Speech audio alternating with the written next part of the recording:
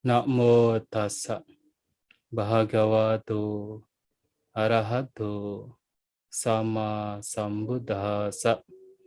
Namo tassa bhagavato arahato sama sambuddhassa. Namo tassa bhagavato arahato sama sambuddhassa. Kalena dhamma sawanang etam manggalamuttamang. Mendengarkan dhamma pada saat yang sesuai, itulah berkah utama. Yang saya muliakan Bhikkhu Sangga, terutama para Padisanayaka Hulu Sulawesi, yang saya hormati para Rama-Ramani, para Atasilani, dan juga Bapak Ibu, saudara-saudari sekalian, umat Buddha Sulawesi yang berbahagia. Selamat malam semuanya, terpujilah Sang Buddha, Namo Buddhaya. Ya, pada kesempatan malam hari ini, seperti yang tadi telah disampaikan oleh Romo Bumi Horas, bahwa ini adalah SPD yang terakhir, yang ke-8 dan juga yang terakhir untuk umat Buddha Sulawesi pada tahun 2022 ini. Dan sesuai dengan apa yang tadi telah disampaikan, bahwa tema yang akan saya sampaikan berkenaan dengan berbekal peta kebijaksanaan menuju tempat yang aman atau destinasi yang aman. Tentu kalau kita bicara tentang destinasi yang aman dalam konteks ajaran Buddha, tidak lain adalah Nibbana. Jadi bagaimana kita menggunakan peta kebijaksanaan untuk mencapai Nibbana atau destinasi yang aman. Dalam bahasa Pali ada istilah namanya kema bumi. Kema itu adalah aman, bumi itu adalah yaitu daratan yang aman, dan ini sinonim atau mengacu kepada yaitu Nibbana. Bapak Ibu saudara-saudari sekalian, kalau kita perhatikan dalam kehidupan kita ini diibaratkan seperti seseorang yang berada di tengah hutan rimba, yang mana kita ingin mencapai tempat yang aman, tetapi kita harus melewati hutan rimba yang penuh dengan bahaya. Banyak sekali bahaya ketika seseorang melewati sebuah hutan, apalagi itu adalah hutan rimba, hutan belantara. Di sini ada sarang harimau, di sana ada sarang singa, di sana ada ular, di sini ada jurang terjal, ada tempat-tempat yang sulit untuk dilalui. Banyak sekali bahaya yang bisa terjadi yang harus dihadapi ketika seseorang melewati sebuah hutan yang rimba, hutan belantara. Nah, untuk bisa melewati hutan seperti itu, seseorang harus punya guide. Nah, guide ini pun juga harus punya peta. Harus punya peta yang betul, peta yang benar, peta yang tidak menjerumuskan. Nah, agar dengan peta tersebut, seseorang bisa melewati hutan tersebut dengan bisa menghindari berbagai macam bahaya yang harus dihadapi ketika melewati yaitu hutan tersebut. Bayangkan kalau misalnya hutan belantara, kemudian tidak ada peta dan tidak ada guide yang tahu jalan, seseorang pergi sendirian ke sana, bagaimana seseorang bisa kemudian mudah selamat untuk bisa melewati hutan belantara. Maka seseorang harus memiliki peta agar bisa melewati sampai di tempat yang aman. Nah, ternyata kehidupan kita juga sama. Dalam hidup kita itu harus menghadapi berbagai macam masalah, menghadapi berbagai macam bahaya.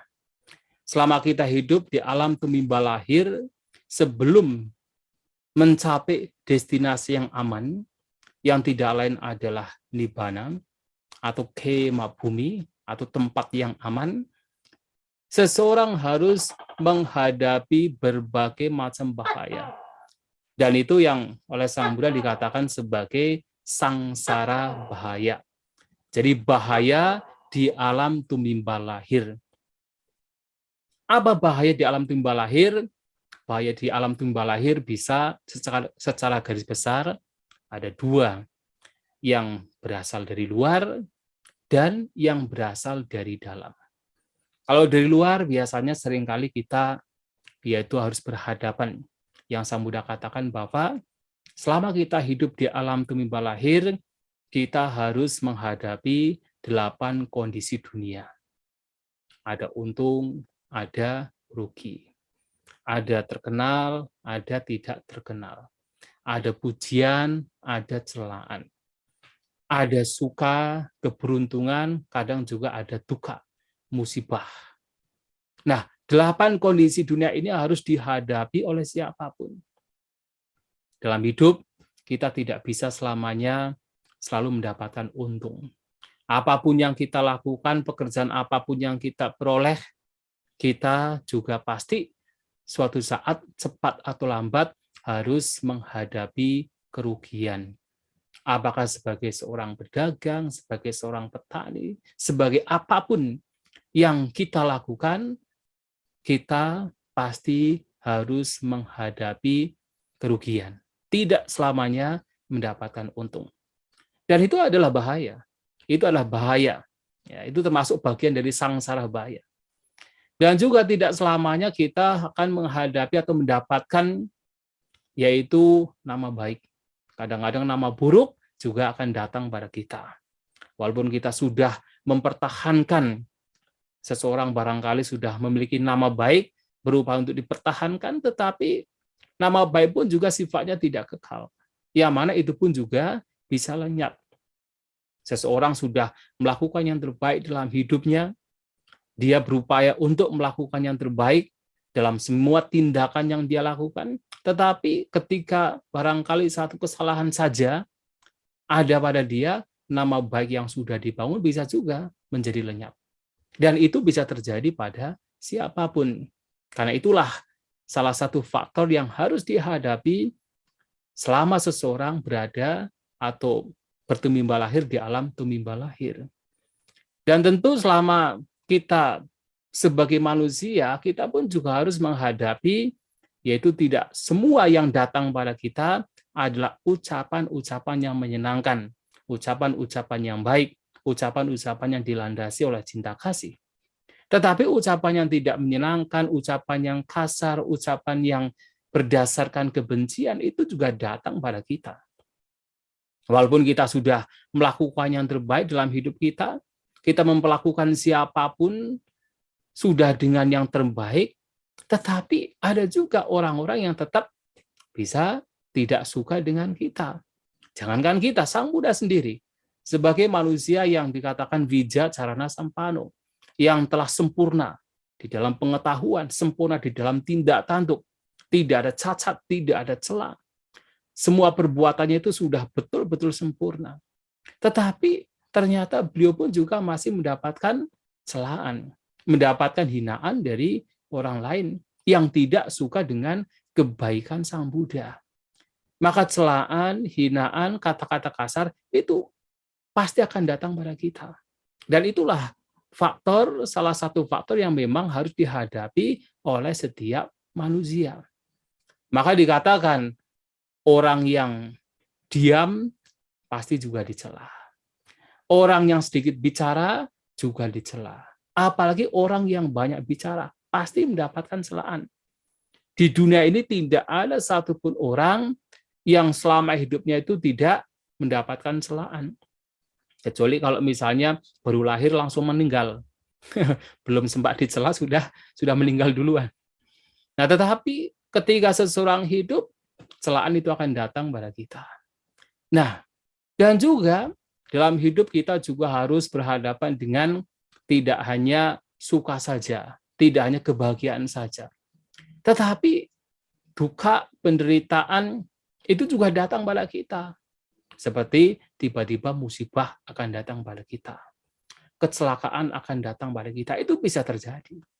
Walaupun kita sudah melakukan yang terbaik, sebagai contoh ada ya beberapa kasus yang kita mengalami. Artinya kami para biku juga ya ada beberapa umat yang datang pada kita dan mereka menyampaikan pengalaman mereka. Bante, kami itu sudah pokoknya melakukan yang terbaik dalam hidup kami, dalam kebajikan. Suka berdana kepada wihara, suka berdana kepada panti jompo. Betul-betul kami itu sudah melakukan yang terbaik. Tetapi kenapa? 24 tahun yang lalu 4 mahasiswa Trisakti tewas karena berita. Mungkin dia, maaf. Terima kasih. Nah, tetapi kenapa? Satu persatu ini cerita kisah nyata. Satu persatu orang-orang yang saya cintai. Bahkan anak saya saja. Itu pun satu persatu meninggalkan saya. Meninggal. Nah, kalau seseorang ini tidak punya yaitu keyakinan yang kuat terhadap dhamma, itu bisa kemudian tidak percaya lagi dengan hukum karma. Tidak percaya lagi dengan ajaran Buddha. Karena ternyata orang yang sudah melakukan yang terbaik sekalipun itu bisa kehilangan orang-orang yang dicintai. Ya, seperti kasus misalnya pada zaman Sang Buddha, Patacara. Kalau kita perhatikan Patacara ini terlahir di keluarga yang sebenarnya keluarga yang berada. Itu tentunya adalah karena apa? Karena dia memiliki buah ya, karma baik di masa lampau. Dan pada akhirnya dia juga bertemu dengan Sang Buddha mencapai kesucian Sotapanna, bahkan menjadi bhikkhuni mencapai kesucian Arahanta. Berarti dalam kehidupan yang lampau dan kehidupan sekarang, sesungguhnya Patacara ini punya kualitas yang luar biasa, kualitas batin, kehidupan ya secara batin dan jasmani yang luar biasa. Tetapi kenapa orang seperti dia, kemudian satu persatu orang yang dicintai meninggalkan dia? Jadi kedua anaknya masih kecil, meninggal secara tragis. Suaminya juga meninggal secara tragis digigit ular. Begitu pulang ke kampung halamannya, mendapatkan kabar kedua orang tuanya dan saudara-saudaranya meninggal juga secara tragis. Rumahnya terbakar. Nah, padahal orang demikian yang pada akhirnya juga mencapai kesucian, itu pasti telah melakukan banyak kebajikan. Kehidupannya sudah sebenarnya baik sekali, tetapi masih saja hal yang tidak baik akan datang. Dan itulah, kehidupan kita ini akan terus demikian selama kita berada di alam tumimba lahir. Nah, ini baru yang tampaknya datang dari luar. Belum lagi adalah yang datang dari dalam, yaitu apa? 5 gugusan kita, jasmani kita, perasaan kita, persepsi kita, bentuk-bentuk pikiran kita, kesadaran kita. Ini juga menjadi bahaya sebenarnya. Ya, ini juga bagian dari bahaya. Jasmani kita yang paling mudah. Nah, Sang Buddha memberikan sebuah perumpamaan bahwa jasmani kita ini seperti halnya 4 ekor ular berbisa. Jadi kalau ada seseorang yang punya binatang piaraan, bukan kambing, bukan kucing, bukan anjing, bukan ayam, tetapi adalah 4 ekor ular berbisa. Nah, yang namanya binatang piaraan ya tentunya dipelihara dengan baik, dirawat dengan baik, setiap hari dikasih makan, ya seperti Bhante Silayatanu di Mawang kan, ada banyak ikan di sana, setiap hari dikasih makan, ya betul-betul dirawat dengan baik, ketika sakit kemudian diobati. Tetapi yang namanya ular berbisa, ketika dia marah, dia tidak peduli. Walaupun adalah yang merawat itu, yang telah memberikan yaitu segalanya, dia tidak peduli. Dan ketika dia marah, akan mematuk yaitu yang telah merawatnya. Itulah jasmani kita. Jasmani kita itu seperti 4 ekor ular berbisa. Mengapa? Jasmani kita itu terdiri dari 4 unsur, yaitu unsur padat, unsur air, unsur api, dan unsur angin. Nah, jasmani yang seperti ini adalah terdiri dari 4 unsur yang seperti 4 ekor ular berbisa. Ini kita rawat tiap hari. Ya, jasmani kita rawat tiap hari. Ya, tiap hari kita mandikan kan.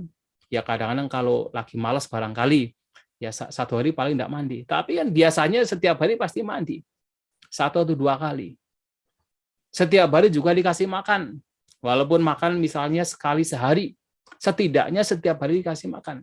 Dijaga dengan baik, dirawat dengan baik, diberi olahraga, diberi vitamin. Ketika sakit, kemudian dicarikan obat. Itulah jasmani kita. Kurang apa kita merawat jasmani kita? Tetapi seperti hanya 4 ekor ular berbisa, jasmani kita itu juga sama. Walaupun sudah dirawat, suatu saat jasmani kita itu juga akan marah. Nah, ketika marah, bisa menimbulkan sakit dan juga bahkan kematian.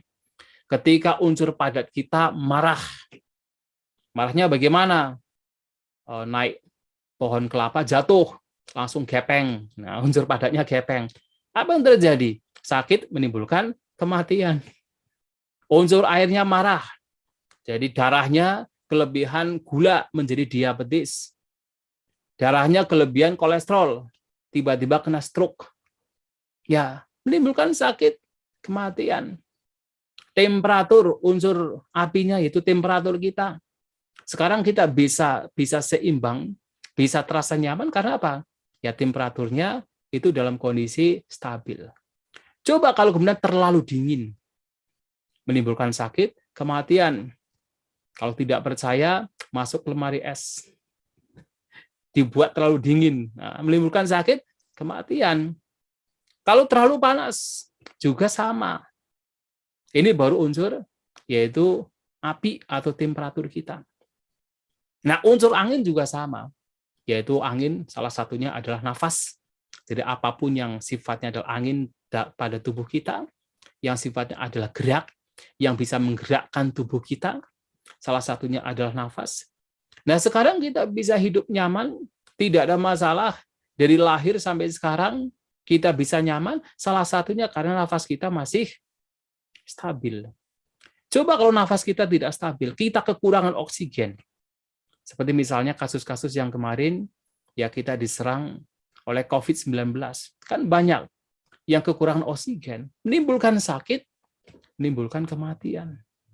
Dan itulah jasmani yang sudah kita rawat dengan baik, dipelihara dengan baik, tetapi ketika marah dan pasti suatu saat akan terjadi, itulah bisa menimbulkan sakit dan bahkan kematian.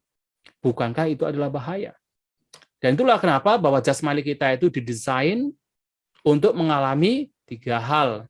Sejak kelahiran terjadi, 3 hal ini kita alami. Usia tua, seiring dengan usia yang bertambah. Jadi kalau kita bicara usia tua tidak harus yaitu usia tua yang sudah 70, 60, 80 tahun, tidak. Sejak kita dilahirkan, usia kita itu selalu bertambah menjadi tua dan tua. Nah, usia tua dan seiring dengan usia semakin bertambah, berbagai macam penyakit juga akan muncul. Dan pada akhirnya adalah kematian. Itulah jasmani kita. Ya, memberikan yaitu bahaya. Nah, belum lagi adalah perasaan kita. Kita sudah, ya kalau bisa kan perasaan yang muncul pada kita kan perasaan yang menyenangkan saja. Yang kita lihat yang menyenangkan menimbulkan rasa senang. Yang kita dengar yang menyenangkan menimbulkan rasa senang. Yang kita baui adalah bebauan yang menyenangkan menimbulkan rasa senang. Yang kita makan juga rasa-rasa yang sesuai dengan yaitu selera kita. Maunya kan demikian. Kalau bisa kita berada di tempat yang tidak terlalu panas, tidak terlalu dingin, yang stabil. Wah, maunya kan demikian. Tetapi apakah bisa demikian? Tidak. Jadi apapun objek yang datang, menerpa, menyentuh 6 landasan indera kita, tidak semuanya yang baik-baik. Tidak semuanya yang sesuai dengan selera kita. Nah, sehingga mau tidak mau perasaan yang tidak menyenangkan juga muncul. Dari waktu ke waktu tidak hanya yang menyenangkan saja, yang tidak menyenangkan juga muncul. Termasuk adalah persepsi kita. Jadi pengenalan gambaran apa yang kita lihat, yang kita dengar, yang kita baui, itu semua tidak semua menyenangkan. yang tidak menyenangkan juga datang pada kita. Dan itu harus kita hadapi. Bentukan-bentukan batiniah kita, berbagai macam pikiran juga, kita sudah mengupayakan agar yang baik-baik saja yang muncul. Kalau bisa pas meditasi, yang muncul adalah kedamaian, ketenangan batin. Kalau bisa batin terkonsentrasi, tidak mengembara, tidak melamun, tidak terseret oleh ngantuk. Kalau bisa demikian. Tetapi kenyataannya tidak begitu. Baru duduk meditasi sudah nggak tahu kemana. Mengembara ke sana kemari. Nah, batin begitu aktif. Tidak mau diam, tidak mau damai. Padahal kita inginnya adalah bagaimana batin langsung terdudukkan, batin langsung terkonsentrasi, batin langsung tenang, langsung damai, kan begitu. Tapi tidak demikian. Nah, bagaimana 5 gugusan yang kita bawa ke sana kemari ini menimbulkan berbagai macam bahaya. Dan inilah bahaya. Bahaya yang muncul. Seperti ketika seseorang berada di hutan rimba. Nah, oleh sebab itu, Bapak, Ibu, Saudara-saudari sekalian, di tengah-tengah bahaya ini, bagaimana kita bisa melewati, terutama kita sebagai umat Buddha yang memahami bahwa ternyata ada yaitu kemungkinan untuk terbebas dari bahaya ini. Dan juga untuk mencapai yaitu kondisi terbebaskan dari segala macam bahaya ini, Sang Buddha telah memberikan jalan, memberikan peta. Yang tidak lain adalah peta kebijaksanaan. Nah, sehingga di sini adalah bagaimana di tengah-tengah bahaya yang datang, yang harus kita hadapi, kita memiliki peta. Agar kita bisa, kalaupun tidak bisa menghindari, setidaknya adalah kita bisa mencarikan solusi.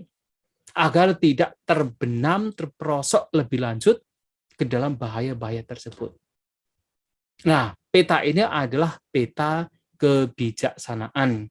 Nah, kita harus memiliki kebijaksanaan untuk bisa menghadapi, bisa menghindari berbagai macam bahaya, sehingga suatu saat kita mencapai destinasi yang aman, yang tidak lain adalah Nibbana atau kema bumi.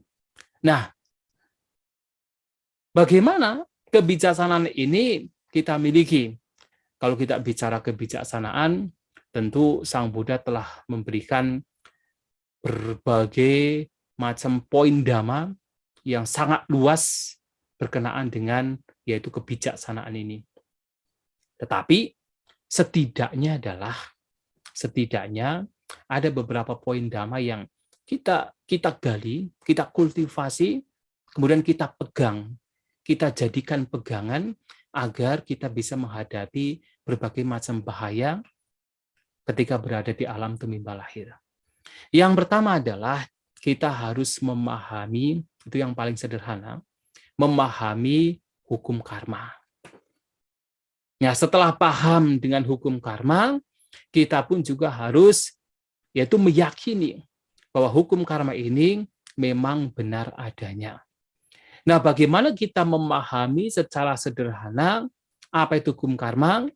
Adalah kita paham, kita meyakini bahwa apapun perbuatan yang kita lakukan, baik atau buruk, pasti membawa kepada buah. Kebaikan membawa kepada kebahagiaan, kejahatan, keburukan membawa kepada penderitaan. Nah, ini yang simpel, yang sederhana. Jadi seperti Sang Buddha memberikan sebuah perumpamaan. Yati sang wapati bijang, tadi sang labhati palang. Kalianak kari cak kalianang, papa kari cak papakang. Jadi seperti halnya benih yang ditabur, demikian buah yang nanti akan dipetik. Membuat kejahatan, mendapatkan penderitaan, membuat kebaikan, mendapatkan kebahagiaan. Nah, secara simpel demikian.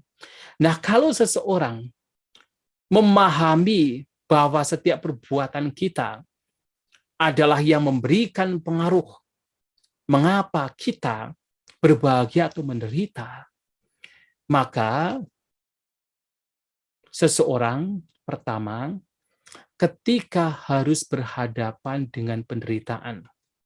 Hidupnya penuh dengan masalah. Hidupnya penuh dengan penderitaan. Seperti yang tadi kasus yang pertama yang saya sampaikan, ada seseorang yang sudah banyak berbuat kebajikan, tetapi kenapa? Masih banyak musibah yang datang kepada dia. Nah, tetapi ketika seseorang yakin dengan hukum karma atau hukum perbuatan, bahwa kebahagiaan dan penderitaan muncul karena perbuatan yang telah dilakukan, maka orang demikian ketika mendapatkan penderitaan, dia akan bisa lebih menerima. Dia bisa berpikir dengan kokoh, dengan mantap, bahwa ini adalah hasil dari perbuatan buruk yang saya lakukan di masa lampau. Jadi menerima, tidak begitu menderita.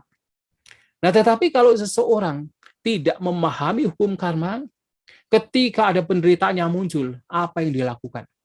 Mencari kambing hitam. Jadi mencari kesalahan di luar. Wah, dia telah merugikan saya, dia menghancurkan saya, dia mengkhianati saya. Selalu mencari kambing hitam di luar, menyalahkan yang luar. Nah, itu kalau tidak memahami hukum karma. Tapi kalau orang paham hukum karma, maka dia ketika ada penderitaan muncul, dicela seseorang, mungkin dirugikan seseorang, dia bisa berpikir, ini barangkali adalah buah dari perbuatan yang pernah saya lakukan di masa lampau. Dia menerima. Dia menjadi tenang. Batin menjadi damai. Dia tidak memunculkan kemarahan. Tidak memunculkan dosa. Nah, itu yang pertama. Yang kedua, orang yang paham dengan hukum karma pun juga ketika mendapatkan penderitaan, dia tidak pasrah juga. Dia tidak kemudian pasrah, ya sudahlah, memang sudah karmanya, kemudian membiarkan, tidak. Tetapi dia pun juga akan tahu, karena yang saya alami ini adalah hasil perbuatan saya. Berarti kalau saya ingin berubah, saya harus melakukan perbuatan baik. Maka dia akan termotivasi untuk melakukan kebajikan. Karena tahu bahwa agar saya bisa berubah, tidak terus dilanda penderitaan, dilanda musibah, maka saya harus melakukan kebajikan. Nah, pertama, mendapatkan penderitaan, dia mampu menerima, tidak menderita sekali, tapi yang kedua juga dia termotivasi untuk mengubah kehidupannya yang tidak baik dengan melakukan perbuatan yang baik. Itulah keuntungan. Sehingga apa? Ketika berbagai macam masalah yang muncul, dia akan berbeda dari yang lain. Dia tidak akan begitu menderita. Nah, kemudian yang kedua adalah seseorang setidaknya tahu, ya, mengetahui hukum karma, tentu harus tahu apa? Mana yang baik, mana yang buruk. Jadi yang kedua, harus tahu apa itu baik, apa itu buruk. Memang kalau kita bicara tentang apa itu kebaikan dan keburukan, apapun perbuatan yang kita lakukan yang tidak merugikan diri sendiri dan juga orang lain, yang memberikan manfaat bagi diri sendiri dan juga orang lain, itu adalah kebaikan. Tapi kalau perbuatan tersebut merugikan diri sendiri, merugikan makhluk lain, itu adalah keburukan. Itu adalah kejahatan. Nah, dua jenis perbuatan ini harus dipahami bahwa ada akarnya, ada penyebabnya. Yang tidak lain adalah kebajikan, hal yang baik, perbuatan yang bermanfaat, akarnya adalah aloba, adosa, dan amoha. Yaitu perbuatan yang bebas dari keserakahan, yang bebas dari kebencian, yang bebas dari ketidaktahuan. Atau ketidaktahuan mana yang baik, mana yang tidak baik. Nah, itu harus dipahami. Jadi, kita harus selalu melihat ke dalam batin kita.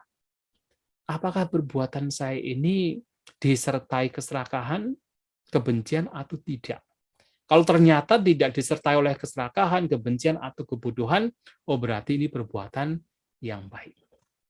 Nah, tetapi akar dari perbuatan yang buruk harus dipahami, harus diketahui bahwa itu disebabkan oleh loba, dosa, dan muha, yaitu keserakahan, kebencian, dan ketidaktahuan. Maka setiap kali melakukan perbuatan, itu harus selalu dipahami, dilihat dalam batin. Ini muncul dari mana? Kalau ternyata diketahui muncul dari keserakahan, dari kebencian ataupun ketidaktahuan, berarti ini tidak baik. Nah, ini juga harus dipahami. Nah, kenapa? Agar perbuatan yang baik dan buruk ini ya sesuai dengan hukum karmanya ya dipahami sehingga seseorang tahu bahwa inilah kebaikan yang nanti membawa kepada kebahagiaan. Nah, disinilah Bapak Ibu Saudara-saudari sekalian, bahwasanya yang kedua adalah kita harus tahu mana yang baik, mana yang buruk. Nah, kalau sudah tahu demikian, maka seseorang mengisi hidupnya dengan hal-hal yang baik saja. Karena hal yang baik inilah yang membawa kepada kebahagiaan, yang akan membawa kepada destinasi yang aman. Tetapi keburukan adalah yang terus membawa seseorang untuk terperosok ke dalam hal-hal yang buruk, sehingga akan semakin jauh dari destinasi yang aman. Nah, ini adalah yang kedua. Nah, yang ketiga adalah seseorang setidaknya adalah tahu dan paham, meyakini secara kokoh bahwa segala sesuatu adalah tidak kekal atau anicca. Kalau kita bicara nanti tidak kekal, nanti juga akan bicara dukkha, nanti juga akan bicara tentang anatta. Ini penting sekali. Agar apa? Agar setiap permasalahan yang muncul, setiap penderitaan yang muncul juga terpahami menjadi sebuah kewajaran. Ya memang wajar. Segala sesuatu kan memang tidak kekal. Nah, sehingga orang demikian tidak akan begitu menderita. Tetapi ada beberapa orang yang kemudian berpikir, loh, kami kan sudah tahu segala sesuatu tidak kekal. Kita apalagi umat Buddha. Jangankan umat Buddha, umat beragama lain juga tahu juga. Ya, kalau di Jawa itu siapapun orang, apa itu beragama Buddha, Islam, Kristen, dan siapapun orang yang di Jawa biasanya ada satu ungkapan bahwa uripiku owagingsir, hidup itu adalah berubah. Siapapun tahu. Tetapi kenapa? Walaupun sudah tahu hidup adalah perubahan, segala sesuatu adalah tidak kekal. Nah, ketika ada orang tua yang dicintai meninggal, suami atau istri juga berpisah, meninggal, ditinggal oleh anak kesayangannya, ditinggal oleh katakan harta bendanya yang begitu dilekati. Kenapa penderitaan masih muncul? Padahal tahu bahwa segala sesuatu adalah tidak kekal. Nah, ini disebabkan karena tahu segala sesuatu tidak kekal. Tetapi apakah pemahaman demikian itu sudah menjadi kokoh dalam batin kita? Ataukah belum? Seperti seseorang tahu bahwasanya merokok itu membawa berbagai macam penyakit, kanker, impotensi, dan sebagainya. Tetapi kenapa belum bisa terbebas dari rokok? Ya karena apa? Pemahaman demikian hanya sekedar pemahaman, tetapi tidak diimplementasikan, tidak dibuat menjadi kokoh dalam batin. Sehingga apa? Sehingga ya walaupun sudah tahu secara wacana, secara teori, tetapi belum bisa melepaskan ketagihan terhadap merokok. Nah, demikian pula, setiap umat Buddha tahu segala sesuatu adalah tidak kekal. Tetapi apakah betul-betul itu sudah direnungkan? Dan itu dijadikan sebagai kendaraan. Setiap memiliki sesuatu, kemudian direnungkan, ini pun juga suatu saat akan berlalu. Ini juga tidak kekal. Apakah sudah demikian? Yang paling sederhana adalah, apakah misalnya kalau Bapak Ibu punya HP yang bagus yang baru dibeli, mungkin HP yang terbaru, apa itu iPhone atau apa gitu, yang terbaru, wah mahal, bagus. Tapi apakah kemudian ketika mendapatkan HP yang baru diperoleh, kemudian pegang-pegang, kemudian direnungkan, ini juga tidak kekal, ini pasti berubah, suatu saat pasti rusak, pasti berpisah dari saya. Apakah sudah demikian? Ternyata tidak. Kebanyakan tidak terpikir juga. Ketika memegang HP yang baru ya, yang muncul adalah apa? Kemelekatan, ketagihan, kesenangan, tidak melihat bahaya, bahwa ini pun juga tidak kekal. Nah, sehingga begitu HP-nya barangkali rusak, barangkali dicuri orang, barangkali jatuh kemudian pecah, wah penderitaan muncul. Nah, ini baru yang simpel sederhana. Belum lagi berkaitan dengan misalnya harta benda, berkaitan dengan orang-orang yang disayangi. Nah, apakah betul-betul sudah melakukan perenungan tiap kali bahwa ini pun juga pasti berlalu, pasti akan berpisah dari saya, betul-betul itu direnungkan dengan dari hati, ya kan kita seringkali dalam canting merenungkan juga, toh. Tetapi apakah itu direnungkan dari hati? Nah itu.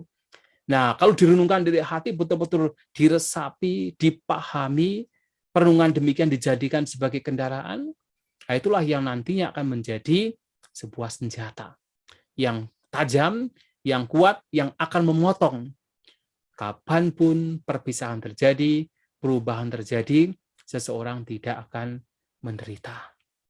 Nah, itu yang mesti kita lakukan. Nah, dengan perenungan yang seperti ini, tentang anicca yang nanti juga dipahami, bahwa apa yang tidak kekal ketika dilekati membawa kepada duka penderitaan, yang tidak kekal yang membawa kepada duka penderitaan, sesungguhnya tidak ditemukan ada entitas, ada diri, ada makhluk, yaitu anatta, dan itu direnungkan tiap kali, maka ya the sense of letting go atau sebuah kecenderungan untuk melepas itu akan semakin kuat. Dan itulah yang sebenarnya akan membawa kepada yaitu pembebasan. Nah, itu yang mesti kita lakukan. Nah, sekarang sampai jam berapa ini?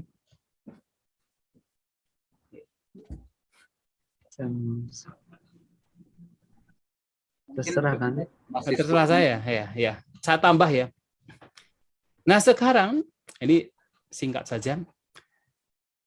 Bagaimana kita menggali, mengkultivasi kebijaksanaan demikian? Nah, dalam hal ini ya kita mengawali dari yaitu suka datang ke wihara. Kalau Sang Buddha mengatakan syarat agar orang menjadi bijak adalah sappurisa sangsewo yang pertama. Selalu berasosiasi dengan orang yang bijaksana. Orang yang bijaksana kan biasanya di wihara. Banyak kan ya di wihara. Nah, maka sering-seringlah datang ke wihara. Maka ada orang mengatakan, oh kita nggak usah pergi ke wihara. Kan kita bisa melakukan kebajikan di mana saja. Iya, memang betul. Kebajikan bisa dilakukan di mana saja. Tapi kalau kemudian orang mengatakan tidak usah datang ke wihara. Kalau saya perhatikan, orang-orang yang memang peduli dengan dhamma, itu biasanya itu akan selalu dekat dengan wihara. Kenapa? Karena orang demikian tahu bahwa banyak orang yang punya paham yang baik, paham yang lurus, banyak kalyana mita, itu ada di wihara. Nah, orang yang peduli dengan dhamma, peduli dengan kebijaksanaan, pasti akan datang ke wihara. Maka yang pertama, untuk bisa berasosiasi dengan orang bijak, harus sering datang ke wihara. Nah, yang kedua adalah, kalau sudah datang ke wihara, maka yang kedua akan muncul, yaitu apa? Saddhamma sawanang, yaitu akan mendapatkan kesempatan untuk mendengarkan dhamma. Nah, ini yang kedua. Yang ketiga, yang juga penting sekali adalah yoniso manasikara. Orang barangkali mendengarkan dhamma, tetapi kalau tidak kemudian dilanjutkan dengan yoniso manasikara, yaitu seperti ya suara datang dari telinga kanan, kemudian keluar telinga kiri. Pokoknya blong terus. Jadi tidak ada yang masuk sedikit pun. Walaupun sudah ya para Bhante sudah berbicara panjang kali lebar, tetapi karena tidak diperhatikan, tidak didengarkan dengan baik, maka ya tidak ada yang masuk sedikit pun. Nah, oleh sebab itu apa yang didengarkan, apa yang dibaca, apa yang didiskusikan berkenaan dengan Dhamma, itu harus diperhatikan. Harus disimpan. Kalau Sambuddha mengatakan harus disimpan, kemudian direnungkan, diolah dalam batin. Nah, merenungkan, mengolah dalam batin itu adalah yoniso manasikara. Jadi, memiliki perhatian yang bijak. Perhatian yang bijak adalah selalu mengisi pikiran kita, mengisi perbuatan-perbuatan kita dengan hal-hal yang baik. Hal-hal yang tidak membawa kepada kerugian, yang tidak membawa kepada bertambahnya atau munculnya kotoran batin. Itu adalah yoniso manasikara. Nah, yoniso manasikara ini akan muncul kalau apa? Kalau seseorang suka mendengarkan Dhamma, kemudian disimpan dalam batin sehingga apa?